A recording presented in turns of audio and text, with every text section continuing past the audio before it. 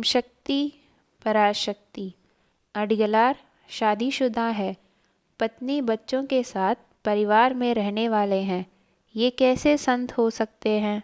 ये कैसे आध्यात्मिकता का विकास कर सकते हैं? आदि पराशक्ति इनके माध्यम से कैसे दिव्य वाक्य बोल सकती है? ऐसे सब आरंभिक समय में लोगों ने विवेचना की। फिर भी परिवार में रहते हुए ही आध्यात्मिकता का विकास किया ना। दिव्य श्री बंगारू अम्मा के श्री चरणों में सहस्र कोटि नमन। शक्ति बालसुब्रमण्यन वेपेरी मंडली के मुखिया से संबोधित होते हुए, मुझे आज हर हाल में मरवतूर जाना है, दिव्य श्री अम्मा से आशीष लेनी है, आपके पुत्र किसी को मेरे साथ भेज दें, ऐसा कहा।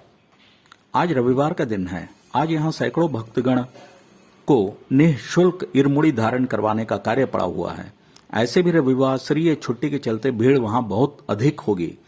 इस परिस्थिति में अडिगलार अम्मा का दर्शन पा सकते हैं या नहीं पता नहीं, किसी और दिन चलते हैं, ऐसा मंडली के मुखिया ने जवाब दिया।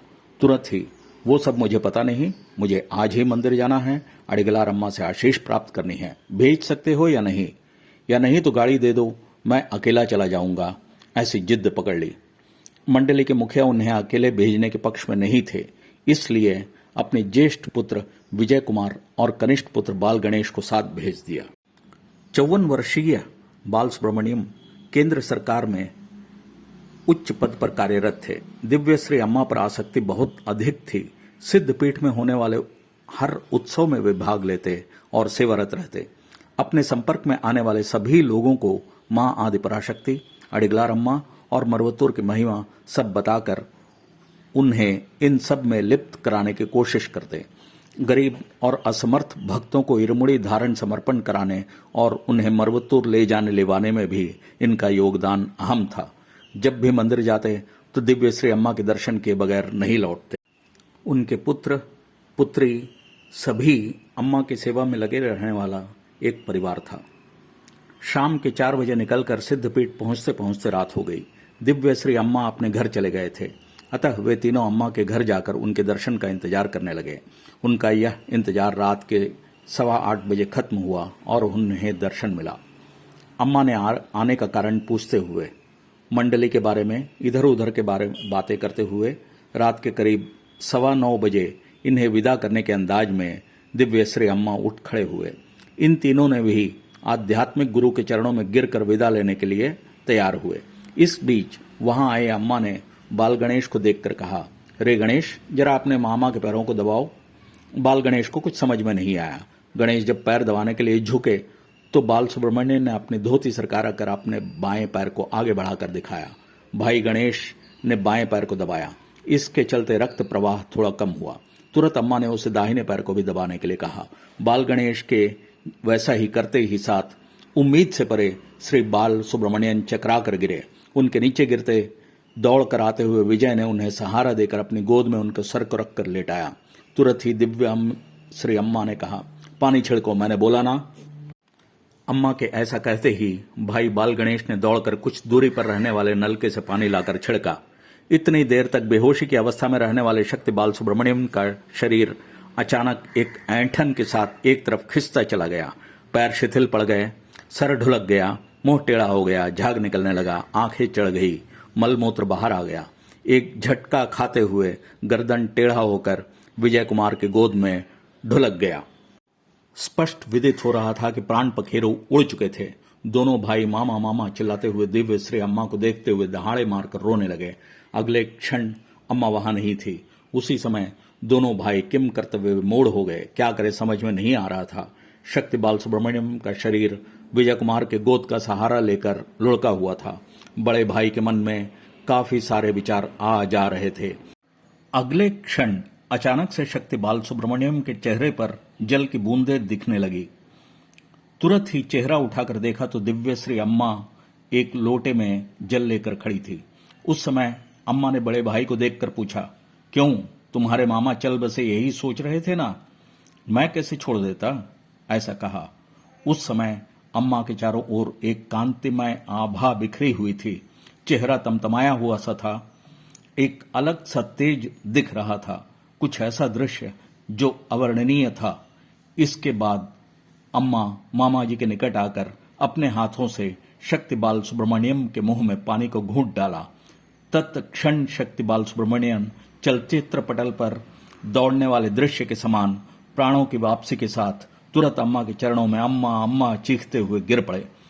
उनके प्राण पखेरु के उड़ते हुए और दिव्य श्री अम्मा द्वारा जल छिड़कने और जल का घूंट देने के बाद प्राण की वापसी होते हुए घटनाक्रम के मूक दर्शक बने बैठे भ्राता शक्ति विजय कुमार के समझ में कुछ नहीं आया। वे भ्रम वाली अवस्था में बैठे हुए थे। जब मल मूत्र अपने आप बाहर आ गया तो ये निश्चित तौर पर इस बात का द्योतक था कि प्राण पखेरु उड़ चुके थे, पर फिर अम्मा द्वारा जल का घूंट मुंह में देते साथ ही प्राण की वापसी भी हुई। साथ ही मामा जी अम्मा अम्मा चीखते हुए अम्मा के चरण कमलों में गिरे। विजय कुमार के समझ में तो बिल्कुल कुछ भी नहीं आ रहा था। इस चीख पुकार को सुनकर घर के अंदर काम में लगी श्रीमती अम्मा ने आकर पूछा, क्या हुआ? भ्राता विजय कुमार से कुछ नहीं कहा गया, केवल मुंह से अम्मा अम्मा दो ही शब्द निकले थे।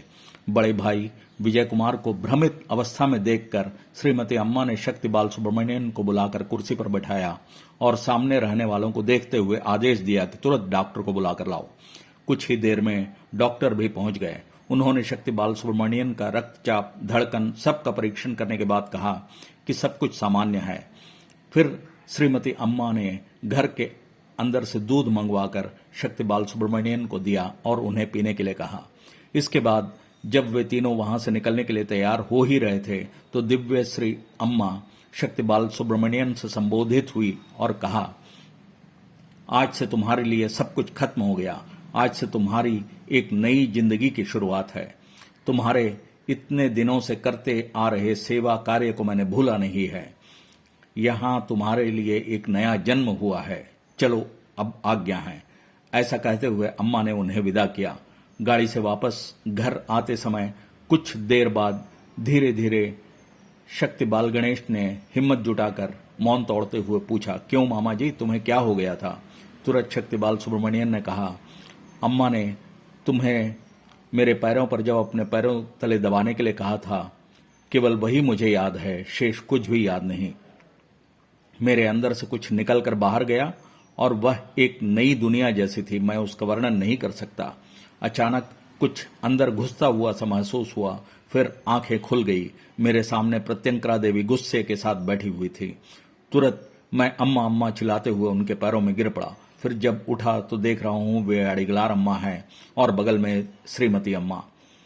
हे पुत्र, बालक अडिगलार की विशेषता और महिमा को इस संसार ने अभी तक नहीं जाना है। मेरे बालक में मेरे मरे हुए को जिलाने की शक्ति है।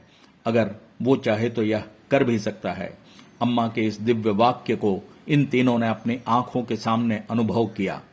हे शक्तिगण, मां आदि पराशक्ति ही दिव्य श्री अम्मा के रूप में हमारे गुरु बनकर अवतरित हुई है इस कलयुग में। उसके मन के अनुरूप इस अवतार का नाटक चला रही है। करोड़ों चमत्कारों को अंजाम देते हुए हमारी रक्षा करते आ रही आध्यात्मिक गुरु दिव्य श्री अम्मा के श्री चरणों को कसकर गह लें और सभी सुख समृद्धि की प्राप्ति करते हुए इस भवसागर को तरने के लिए तत्पर रहें। हे शक्तिगण, ओम शक्ति पराशक्ति।